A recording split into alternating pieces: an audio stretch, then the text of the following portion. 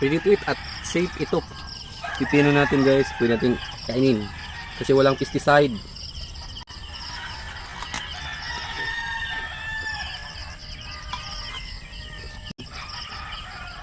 Medyo manamis-tamis ya. Test ko pa bagong pitas. Dito lang sa baba.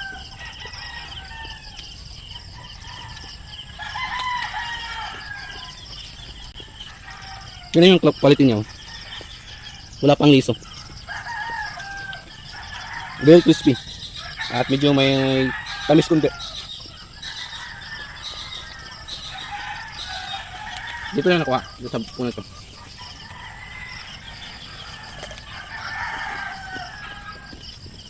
Very crispy.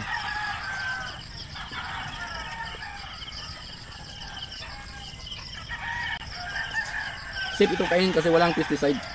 Pwede kang pitas, kain agad. Dito lang yan sa farm ko. Pesticide free.